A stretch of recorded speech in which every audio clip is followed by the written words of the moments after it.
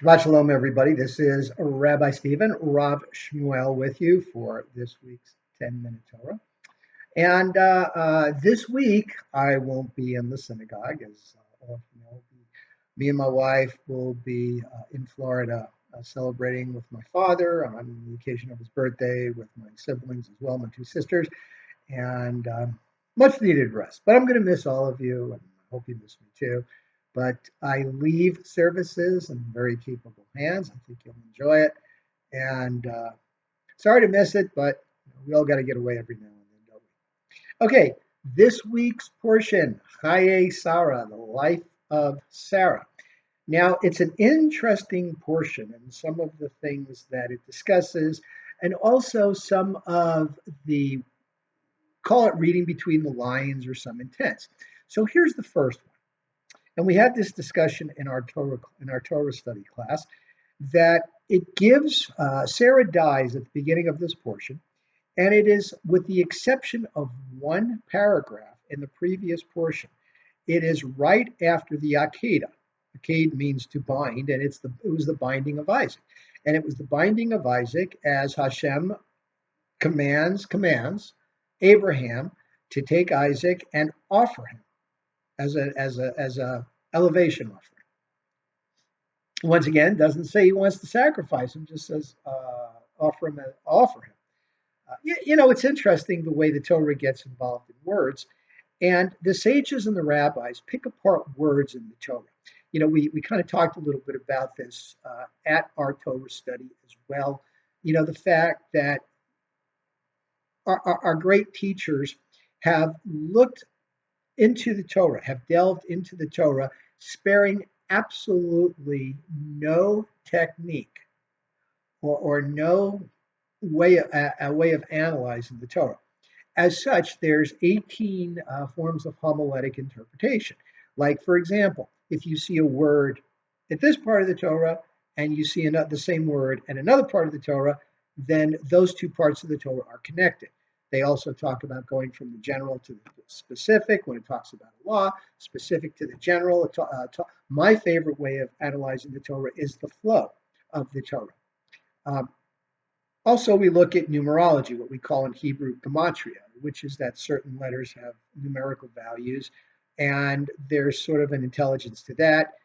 There's other lesser ways of analyzing it, like, for example, in certain words in the Torah, you have a letter that is either larger or smaller. And by the way, such a situation occurs here in the first part of this portion. You have a small letter in, I don't have my book, I can't tell you what it is exactly, but one of the letters is smaller, and it talks about Abraham's grief. And the letter is smaller, and some of the sages feel that that particular letter is smaller within that Hebrew word meaning wept, because he wasn't just real demonstrative, he just kind of kept it to himself. So that letter represents his kind of personal mourning at the death of Sarah, rather than an absolute overt display of grief.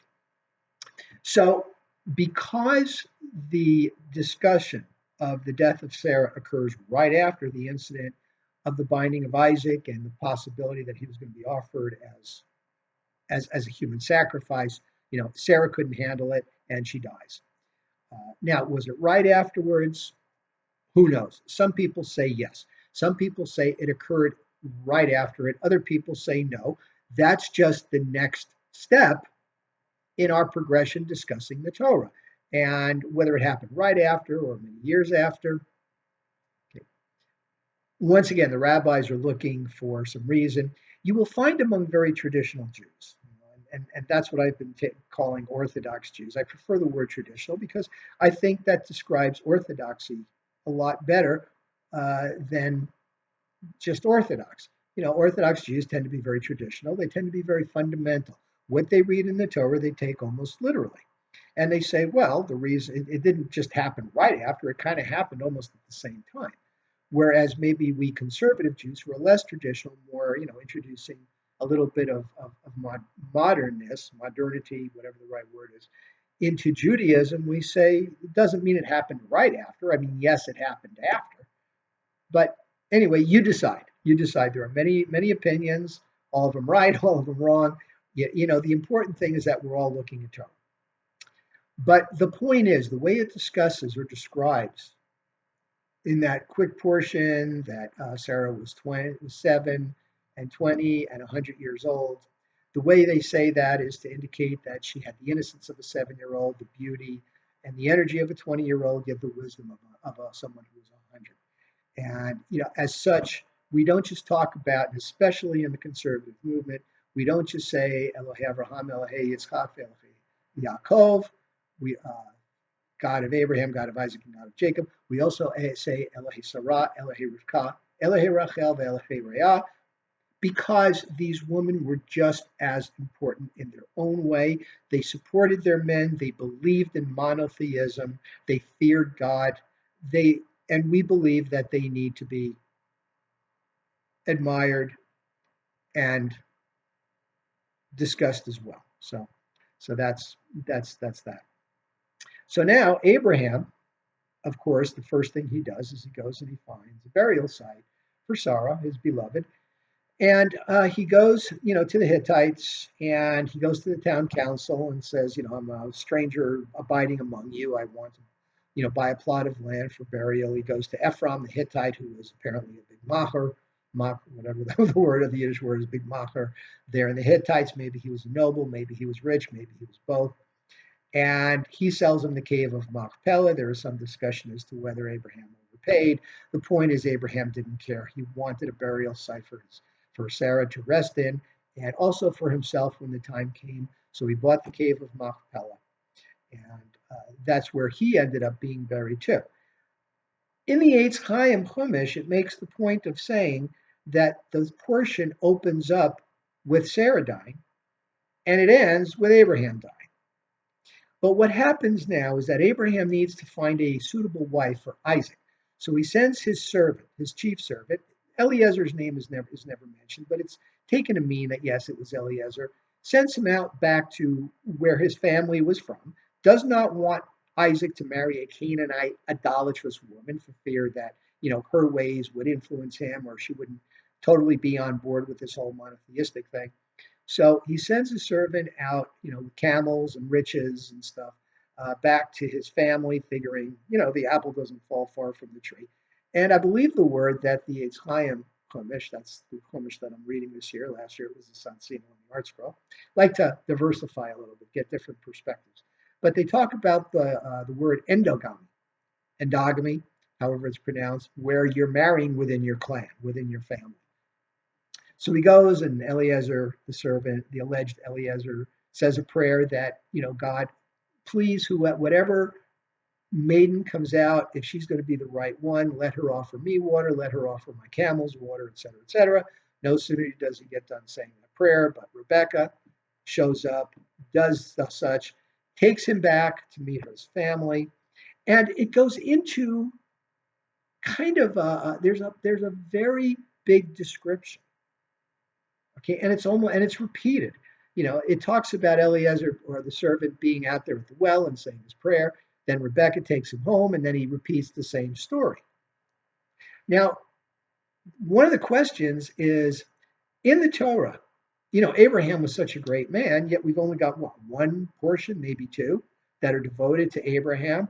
We have all these portions devoted to Moses. We have a few portions devoted to Jacob and Joseph and Isaac. And yet, here we are repeating a story. Obviously, it's very important. It's important that this is what the servant prayed for, and this is what the servant got. Now, some people say, well, you see, God's at work, and the servant's prayers were answered. Other people say, well, now, wait a minute. We're Jews. We don't pray for miracles. I know some of you have driven behind cars with a bumper sticker that says, pray for a miracle. We don't. God does what God does, and that's it, and we just accept it. Sure, we can pray, but we don't just pray and sit around and wait for things to happen. We take action too, and if God's going to intervene, or let's just say, however God intervenes, God's going to intervene. So in this case, God intervened, sent Rebekah to the servant. The servant goes to Laban and Bethuel, and of course, Laban, who we will encounter again when Jacob, sort of a little bit of a scoundrel. He sees all this gold and riches, and he jumps at the child. Oh yeah, yeah, marry Rebekah. Sure, Rebekah, you want to go with him, right? And she's like, yeah, I want to go. Get out of here. So, Laban is a little on the greedy side. He sees all the riches and, wants to marry well. So, but they do ask, this is another remarkable thing. They do ask Rebekah, do you want to go with him? And she says, yes, I do. So takes her back. Isaac sees her. They get married. They fall in love, and Isaac loves her, and he's comforted after the death of his mother. Finally, we see that when Abraham dies, Isaac and Ishmael get together. Abraham had remarried a woman named Keturah. Some people think it was Hagar. He just remarried her, had 7 other sons, had 6 other sons, and they all were together at his funeral. And it talks about how families need to come together in tragedy and forgive each other for what may or may not have transpired. Okay, have a good Shabbat. Have a good weekend. Thank you for listening, and we will be back next week with me doing services.